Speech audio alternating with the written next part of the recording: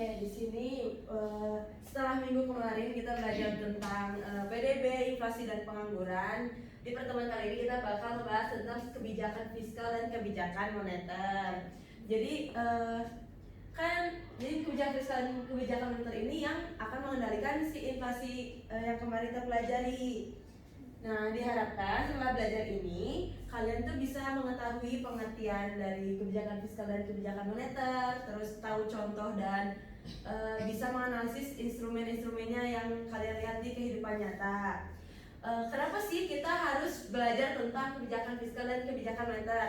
Biar kalian itu sebagai warga Indonesia gitu ya, kalian tuh punya literasi ekonomi yang bagus dan kalian itu tidak tergiring oleh opini-opini yang tidak benar gitu atau hoax gitu ya. Dan kalian juga bisa tahu alasan dibalik kebijakan moneter dan fiskal. Setelah Ibu menjelaskan materi, nanti ada diskusi kelompok dan kuis.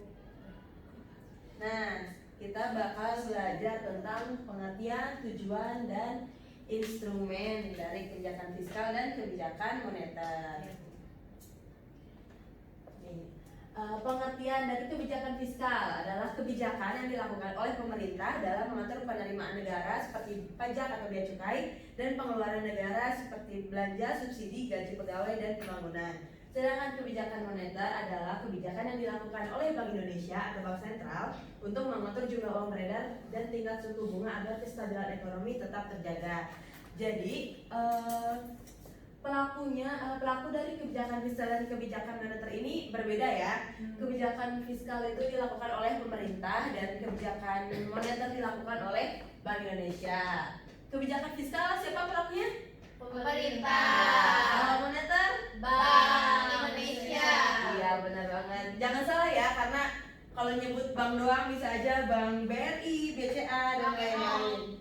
Ya, Bank Emok itu nggak ada ya, Intan ya. Jadi Bank Emok itu shadow banking ya. Selanjutnya di sini Ibu ada video, kalian boleh nonton dan nanti kalian analisis ini kebijakan fiskal atau moneter gitu ya. Iya. Mungkin di mute, Bu. Tapi dari tulisannya kalian bisa lihat ya. Iya.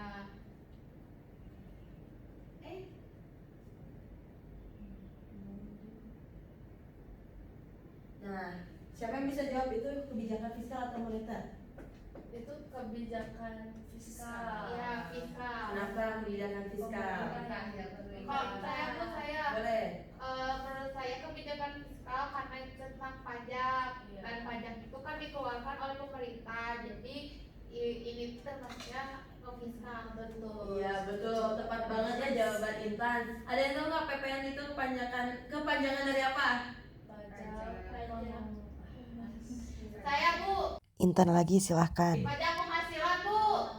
Kurang tepat itu jawabannya.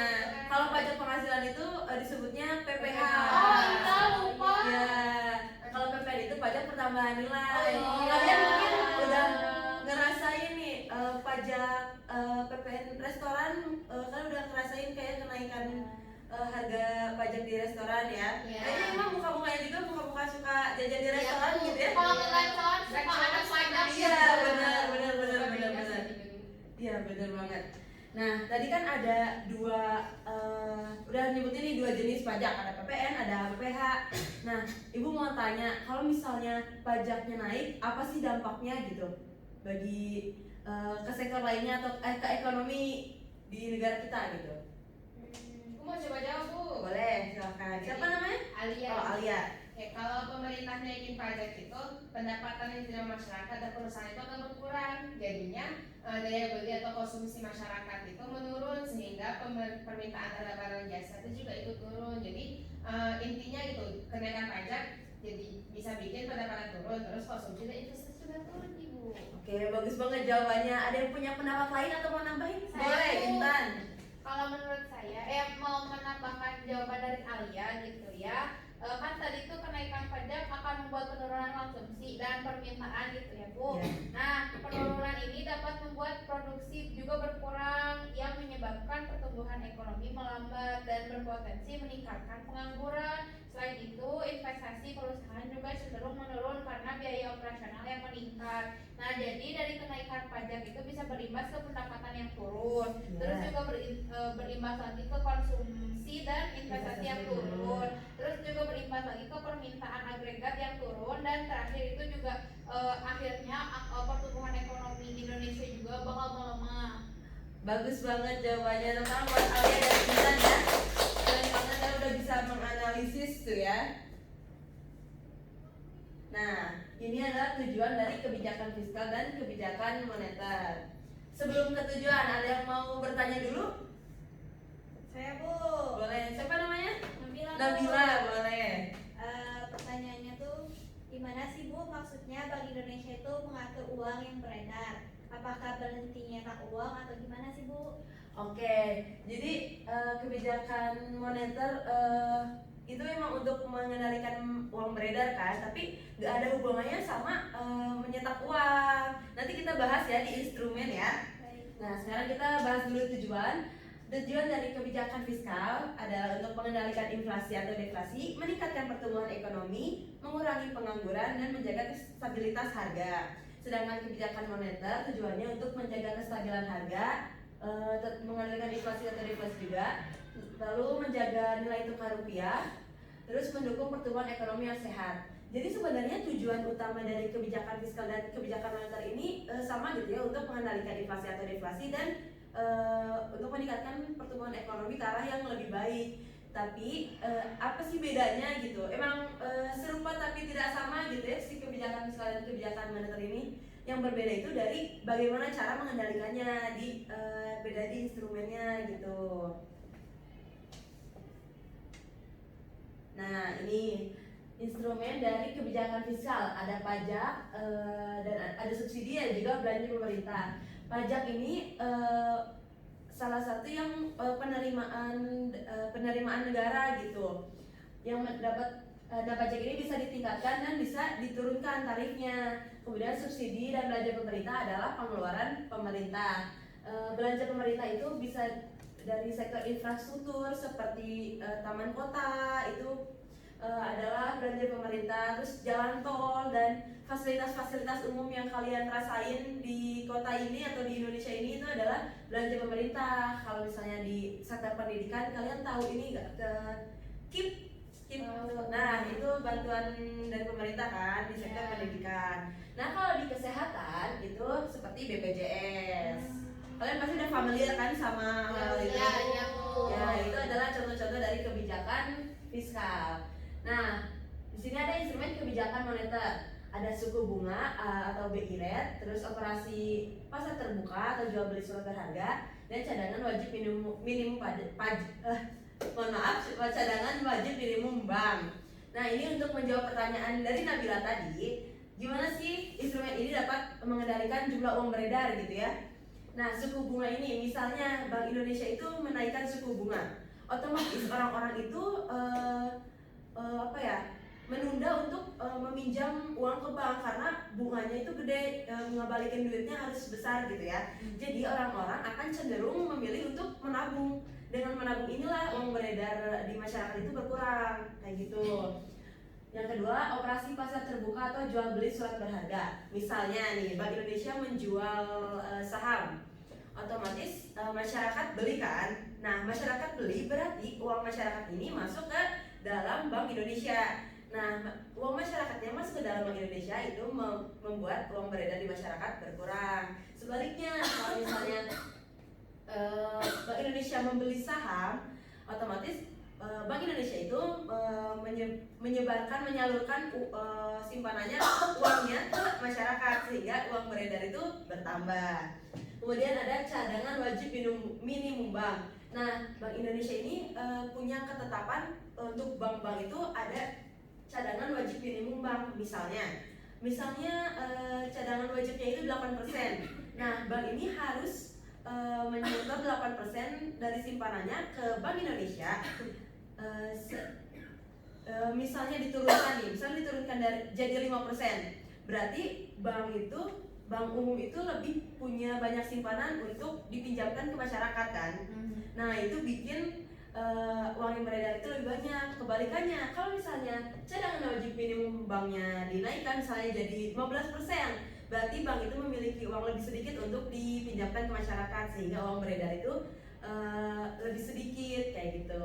Nabila, bisa dimengerti? Bisa Ibu, terima kasih atas jawabannya. Oke.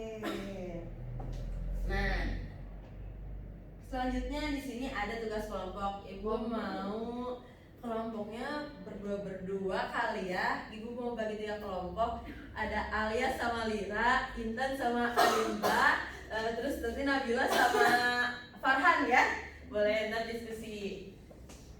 Kalian boleh pindahin bangkunya atau pindah ke kelompoknya masing-masing ya. Ya. Oke. Nah, di sini Ibu ada 2 pertanyaan untuk masing-masing kelompok. Ini ada harga BBM naik. Siapa yang tahu ini kebijakan apa? BBM naik. BBM naik. Ayo. Pemerintah. Pemerintah fiskal. Iya, benar banget, kebijakan fiskal. Udah pada paham ya? Ini udah mulai paham. Nah, ini pertanyaan ini bakal bikin kalian lebih paham lagi. Ada 2 pertanyaan untuk masing-masing kelompok. Bisa dibaca ya. Yang untuk kelompok 1 itu kalian menganalisis bagaimana sih harga BBM naik ini berdampak pada masyarakat. Kemudian untuk kelompok 2, bagaimana kenaikan BBM ini berdampak bagi perusahaan ya. Dan yang kelompok yang ketiga, bagaimana dampak bagi pemerintah.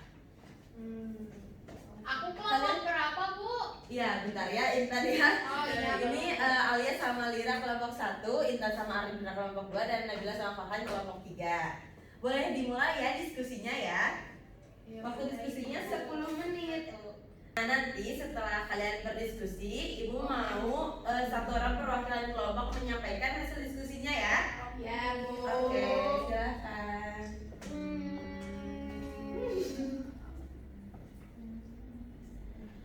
Oke.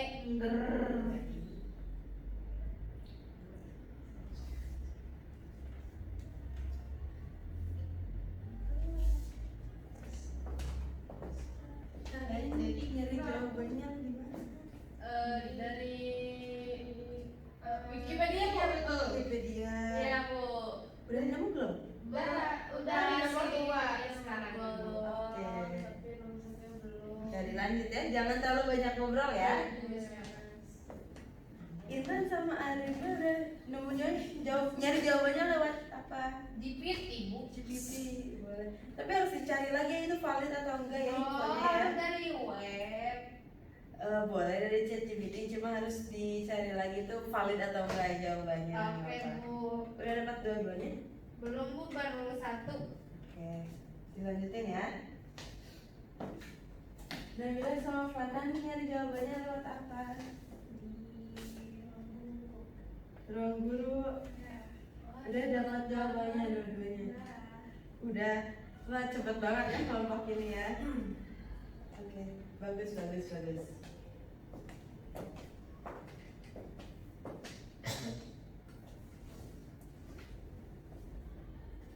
Udah selesai semuanya? Belum. Oke, boleh. Waktunya tinggal 2 menit lagi ya. Iya, Bu. Baik, Bu.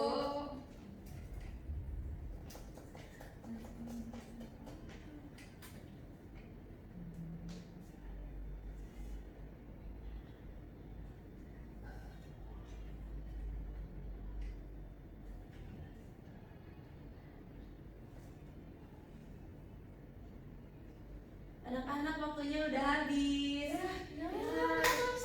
Udah gimana? Gak apa-apa, nemunya aja ya yang kalian temukan, emang karena waktunya terbatas ya.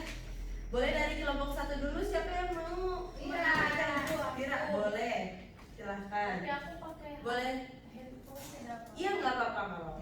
Karena tadi tidak sempat mencatat, jadi benar gitu ya. Nomor 1 itu apa dampaknya terhadap biaya kehidupan biaya hidup sehari-hari, dan siapa yang paling merasakan dampaknya, masyarakat miskin atau menengah atau orang kaya, berikan alasannya. Nah, itu tuh benar gitu ya Bu. Pertama, biaya hidup itu akan naik karena transportasi dan juga harga barang-barang akan ikut naik, karena kan ada yang namanya mengantarkan distributor itu mengantarkan barang menggunakan bensin juga gitu Bu. Nah terus ada yang paling berdampak itu adalah kelompok yang kaum marginal gitu ya Bu, ataupun yang memiliki penghasilan rendah karena porsi pengeluaran mereka untuk transportasi dan kebutuhan pokok lebih besar dibandingkan dengan orang kaya. Seperti itu. Oke, bagus Lira jawabannya, boleh duduk kembali. Ya, jadi benar ya, pasti terdampak terhadap biaya hidup sehari-hari karena transportasi biaya untuk transportasi semakin meningkat. Yang terdampak itu masyarakat yang berpenghasilan rendah karena mungkin mereka harus memakan biaya makan atau biaya pokoknya untuk dialokasikan ke transportasi gitu ya. Selanjutnya kelompok 2 siapa yang mau? Saya Bu. Boleh Intan, silakan ke depan. Iya, tadi setelah saya dan Arindra berdiskusi ya Bu.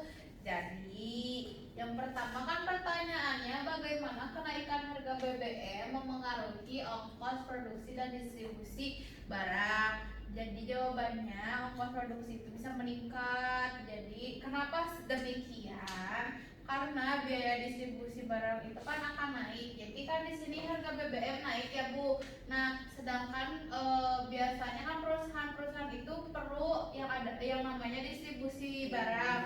Nah, distribusi barang itu butuh yang namanya kendaraan Bu. Nah, kendaraan itu butuh bensin Bu. Kalau misalnya bensinnya naik, berarti ongkos kirim dari si distribusi itu kan akan naik gitu ya. Makanya kenapa ini tuh bisa menaikkan ongkos produksi meningkat gitu Bu. Terus yang pertanyaan yang kedua, apakah bisa membuat harga barang lain ikut naik atau inflasi? Jawabannya bisa Bu. Mengapa demikian? Karena harga barang atau jasa itu kan cenderung bakal ikut naik ya Bu. Karena kalau saya pernah dengar, kalau misalnya BBM naik itu harga barang yang lain pun ikut naik gitu. Nah itu tuh bisa memicu inflasi dan juga beberapa UMKM itu bisa kesulitan bersaing karena biaya produksi yang tinggi kayak gitu Bu. Oke, bagus Intan, silakan duduk lagi ya. Oke Bu. Iya. Keren, jawabannya sangat rinci ya, keren banget. Benar ya apa kata Intan, pasti kenaikan BBM ini bisa mempengaruhi ke harga barang karena proses distribusi itu biayanya semakin meningkat. Dan untuk UMKM sulit untuk bersaing dengan perusahaan yang sudah settle gitu si keuangannya. Pasti mereka akan lebih sulit bertahan gitu dengan kenaikan harga ini gitu. Oke, selanjutnya dari kelompok 3 Nabila, boleh silahkan ke depan. Baik Ibu, untuk soal temuan 3 itu apa keuntungan pemerintah dengan mengurangi subsidi BBM dan apa ada resiko sosial atau politik dari kebijakan ini? Nah tentu aja ada Bu. Untuk pemerintah dengan mengurangi subsidi itu dampaknya mengurangi beban APBN, anggaran negara lebih hemat dan bisa dialihkan ke pendidikan, kesehatan atau bantuan sosial. Dengan mengurangi konsumsi BBM yang berlebihan, masyarakat tuh lebih hemat dan mulai beralih ke transportasi umum. Terus juga mendorong energi alternatif. Harga BBM yang lebih realistis membuat masyarakat mempertimbangkan kendaraan listrik atau energi terbarukan. Dan yang nomor 2 itu apakah ada risiko sosial atau politik dari kebijakan ini? Tentunya ada Bu. Yang pertama itu kenaikan harga barang atau inflasi. Biaya transportasi naik sehingga harga kebutuhan pokok juga ikut naik. Yang kedua itu protes dan penolakan masyarakat. Hal ini tuh bisa memicu adanya demonstrasi. Yang ketiga itu dampak bagi masyarakat miskin atau ke bawah ya, daya beli masyarakat itu menurun jika tidak ada bantuan kompensasi dari pemerintah. Oke, bagus jawabannya, silakan duduk lagi. Keren. Benar banget ya, keuntungan pemerintah dengan mengurangi subsidi pastinya mengurangi anggaran biaya untuk subsidi. Nah, emang sih bisa masyarakat itu beralih ke transportasi umum, tapi kalau dilihat di Bandung sendiri gitu ya, transportasi umum kan masih kurang banget ya. Ya, nah itu mungkin bisa jadi apa ya, yang harus dikembangkan kali ya dari kota Bandung ini. Nah, kalau resiko sosial atau politik, benar tadi yang diucapin Nabila, udah bagus banget jawabannya. Karena emang kalau harga BBM naik ini benar juga tadi yang udah Intan sampaikan, bisa memengaruhi kebutuhan pokok lainnya juga ikut naik gitu, dan pasti bikin apa ya, bikin heboh masyarakat gitu. Kalau misalnya kalian pernah lihat dulu itu pom bensin sampai ngantri ke jalan waktu kenaikan BBM, itu sih emang bikin benar bakal bisa memicu demonstrasi gitu ya di masyarakat. Nah, selanjutnya Ibu ada kuis untuk kalian. Boleh di scan ya. Nanti kalau Ibu udah bilang mulai baru dimulai. Kalau udah join semua boleh kasih tahu Ibu ya. Oke. Sungiran Siyorok. Namanya nama asli, Bu. Boleh nama samaran. Nama asli boleh, soalnya nanti bisa Ibu ini apa? Iya, buat nilai. Oke. Mulai Bu. Udah join semua belum? Sebentar. Playground. Your playground name is Itu siapa, Bir? Lira. Start. Sudah? Can I start? Oke, kalau udah semua boleh sekarang kalian mulai ya. Cuma ada 5 soal kok, nggak banyak. Oke. Jawabannya kan A B D A D. Nah, mulai.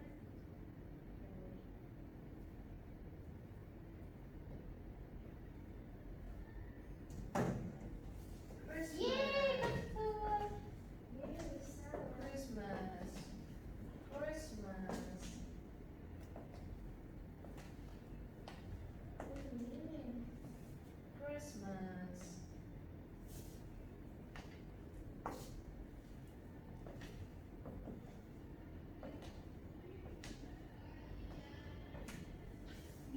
Christmas.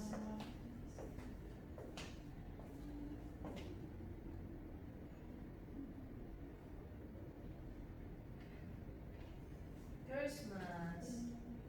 All done. Sudah Ibu. Yeay. Ada yang belum?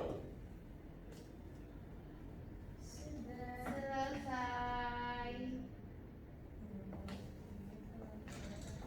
Oh, udah jam 10. Sudah? Intan sudah? Sudah, Ibu. Nabila sudah? Sudah Ibu. Arindra sudah? Farhan sudah? Farhan? Oke, keren. Oke, jadi peringkat satunya ada Lira ya. Jangan saya gitu ya. Oke, nggak boleh gitu anak-anak, nggak boleh gitu ya. Mungkin Lira udah belajar sebelumnya di rumah ya, Lira ya. Iya, Bu. My English teacher. Oke, setelah ini ada yang bisa menyimpulkan nggak dari pembelajaran kita hari ini? Apa sih yang kalian pelajari? Apa sih yang kalian dapat dari pembelajaran hari ini? Aku Bu, boleh Lira? Aku hari ini banyak sekali menerapkan pembelajaran. Tapi yang aku ambil intinya adalah bahwa kalau kebijakan fiskal itu diatur sama pemerintah. Ya. Kalau kebijakan moneter itu diatur sama Bank Indonesia, Ibu. Oke, sudah? Sudah, Ibu. Oke, benar ya jawaban Lira. Nah, selanjutnya Ibu ada tugas nih untuk kalian. Yo, tugas Ini mudah kok anak-anak tugasnya. Kalian ini kayaknya 10 menit juga udah beres kalian ngerjainnya. Sudah. Nah, tadi kan tugas kelompoknya udah tentang kebijakan fiskal ya. Nah selanjutnya kalian cari studi kasus tentang kebijakan moneter dan analisis dampaknya terhadap masyarakat, UMKM atau perusahaan dan pemerintah, sama kayak tadi. Cuma ini tugasnya individu ya. Nanti ibu bakal kasih link drive untuk mengumpulkan, bisa kumpulin PDF-nya ya. Nah studi kasusnya kalian boleh cari di sosial media, boleh di koran mungkin kalau misalnya masih ada. Kenapa? ChatGPT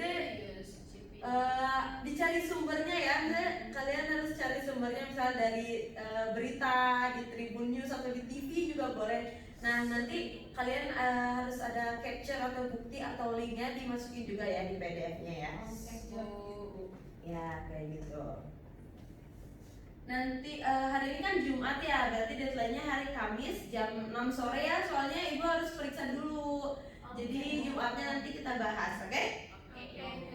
Nah, kembali lagi ke kesimpulannya Lira, ibu di sini mau melengkapi kesimpulan dari apa yang disampaikan oleh Lira ya. Jawaban Lira itu udah benar.